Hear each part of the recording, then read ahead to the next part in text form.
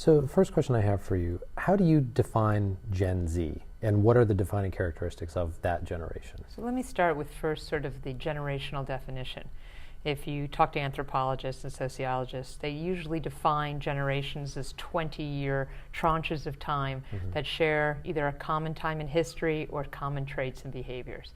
So Gen Z, depending on who's doing the classification, is usually 1992 to 2010. Okay. And those are what we call the digital natives. So that's sort of sizing a place in time. So let's go then to what makes them unique. The first thing is that they are truly digital natives, meaning that there was no teaching them or no adapting to emerging technologies. They grew up where email was de facto. They grew up using with a mouse in their hand. And they grew up when access to technology was in schools and sort of de facto. The second thing is that they watch more content right now on a non-television than on a television. Has really dramatic impacts because what they tend to do is to value all content equally.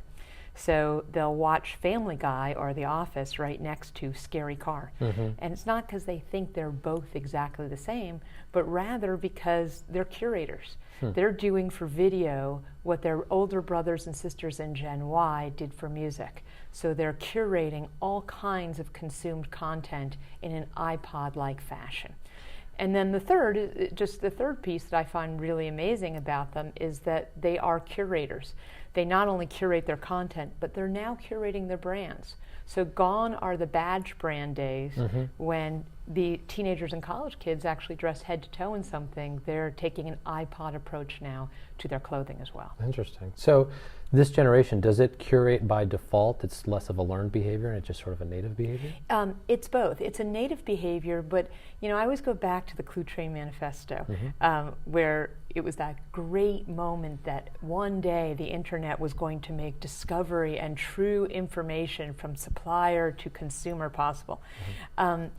Until this generation, that was sort of, a really interesting theory. This generation loves to curate. That's the way for them to express their individuality, much the way, for instance, a Renaissance generation would express through painting or poetry. So if curation is assumed, how does that impact traditional media and traditional retail? Great questions. First, in terms of traditional media, it's pretty darn scary because on demand is the new normal, meaning that there is no such thing as appointment viewing. Why would you even use your DVR when you can go to Surf the Channel or Hulu or a website and actually hit the clips and watch what you want when you want it? So it's not about, here's what movie star X did or from the makers of movie Y. It's this piece of content entertained me at this moment for no apparent reason other than it made me laugh.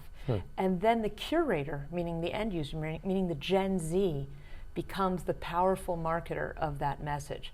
That is a complete disruption to the way traditional media has been sold, marketed, and ultimately financed.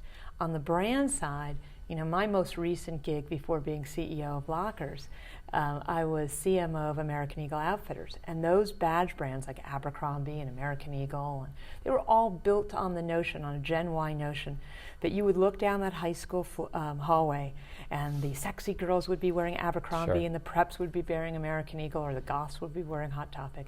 And you would express your individuality based on your badge. Generation Z categorically rejects that approach. Now they want Jessica Alba's really adorable boots that they saw on TMZ and a handmade vest that a friend bought on Etsy, and they're using a price bot to find a low-cost tank at Target. That curation is so disruptive to how you would comp your business as a retailer, but I think it's not yet caught up to corporate boardrooms. So the last question I have for you, and it dovetails a little bit with that, are there examples of companies or organizations that appear to be ahead of the curation curve, that they're adapting well to this immense disruption that's happening? I think there are certain retailers that are beginning to adapt that. I think Urban Outfitters has done a really nice job in terms of how they've adapted from a curatorial standpoint. I think if you look at some of the department stores, we're starting to see a resurgence. But the reason we started Lockers which is a social commerce company, was because we felt there was not yet that thinking in boardrooms, and we saw an enormous commerce opportunity driven by a strong social graph to enhance and enable curators rather than fight that curation tendency. Great. Well, thank you very much for being with us. Appreciate it. Take care.